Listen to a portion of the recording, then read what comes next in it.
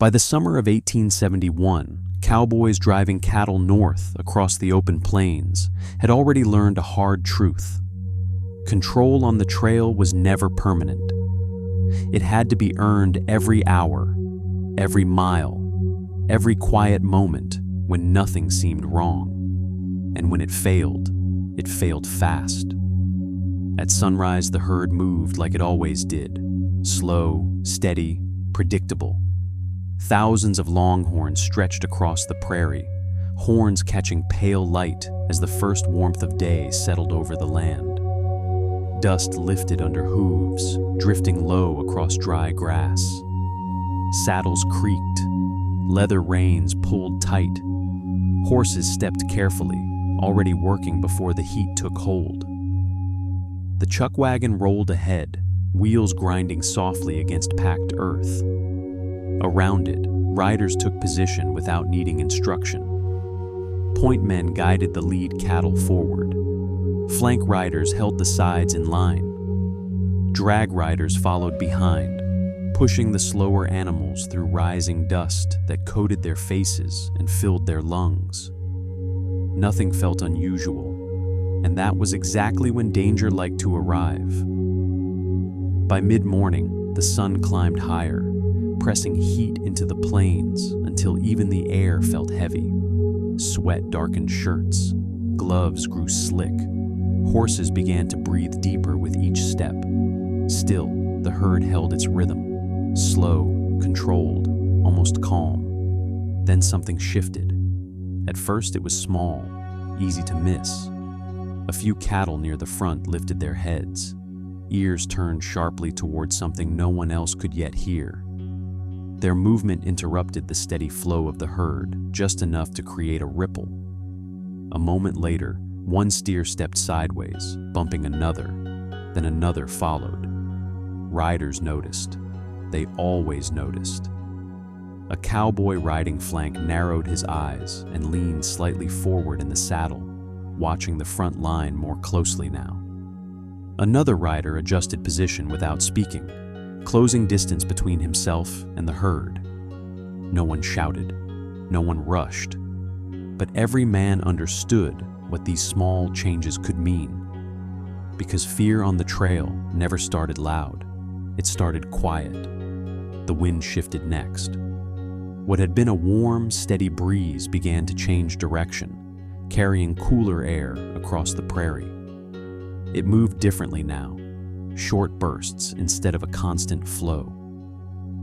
Dust stopped drifting smoothly and instead dropped unevenly back to the ground. That silence mattered. Birds that had circled earlier were gone. The distant sounds of the plains seemed to fade. Even the cattle felt it. Their movement grew uneven, no longer flowing as one steady line, but breaking into small sections of hesitation. The trail boss watched all of it without speaking. His eyes stayed fixed on the horizon, where the sky had begun to darken in a way that didn't belong to ordinary summer heat.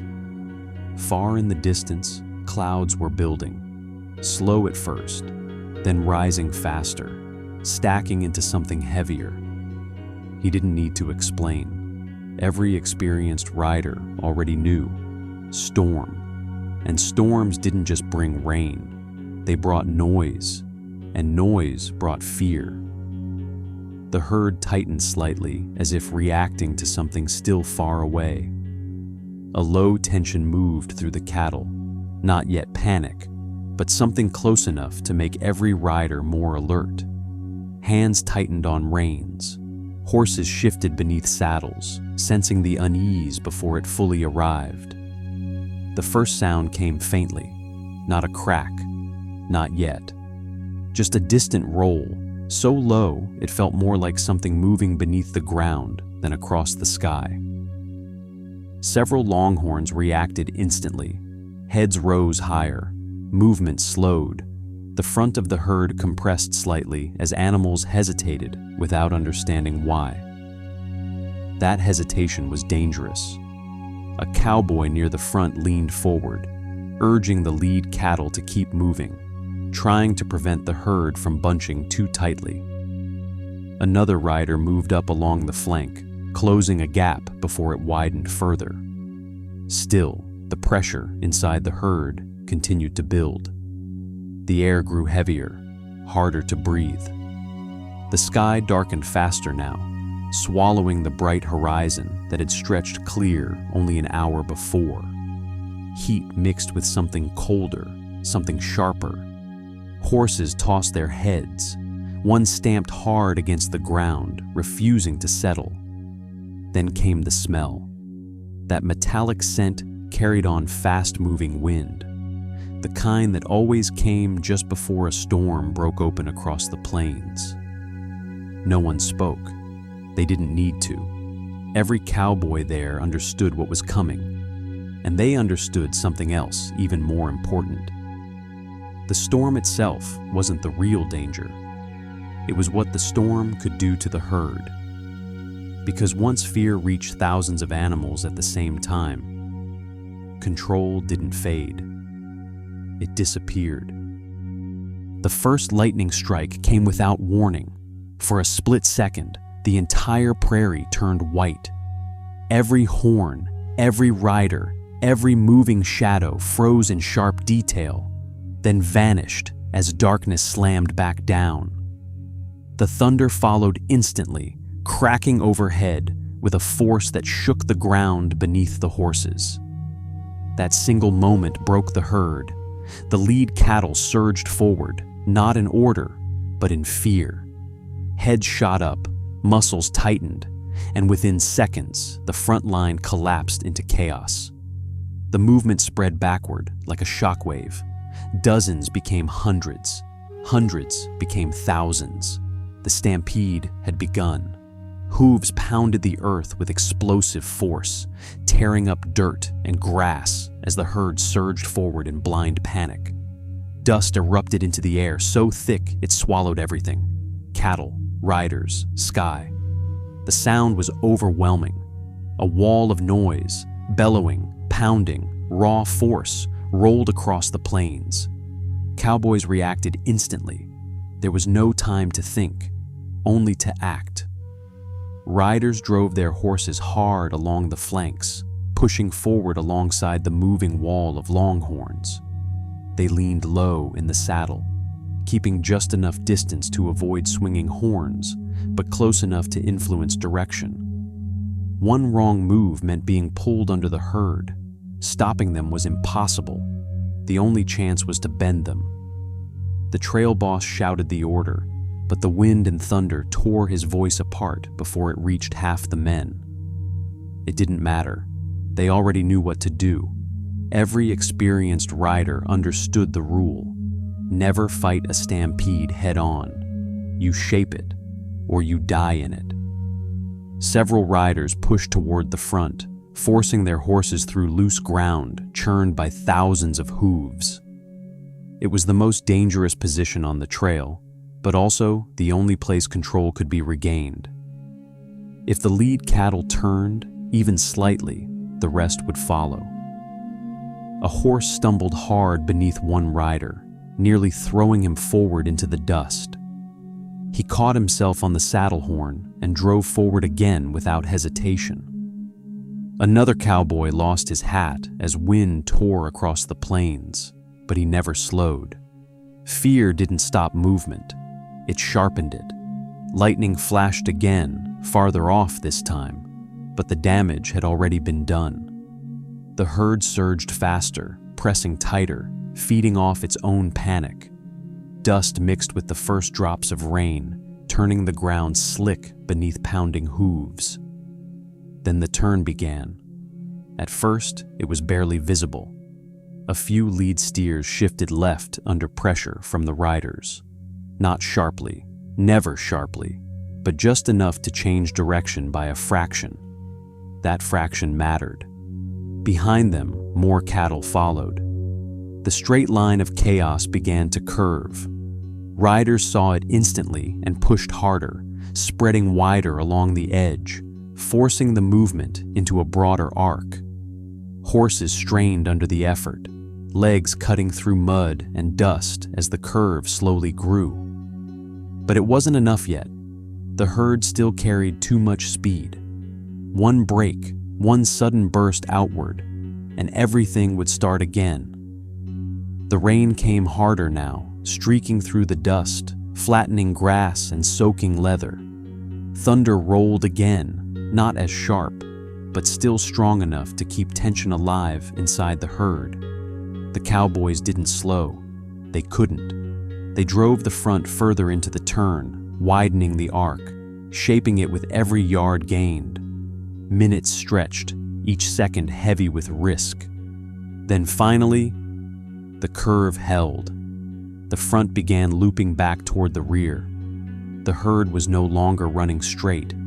It was beginning to circle, and in that moment, survival became possible. The circle held, but only just. For long minutes, the herd continued running in a wide loop across the darkened prairie, thousands of longhorns trapped inside their own momentum. Hooves carved deep into softening ground as rain mixed with dust, turning the plains into slick mud. Steam rose from the animals as heat met the sudden chill of the storm. The danger had changed.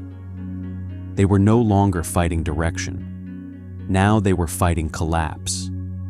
If even a section of the herd broke outward, the stampede would restart, faster, more violent, and far harder to control. Cowboys rode the outer edge with precision, no wasted movement, no shouting unless necessary.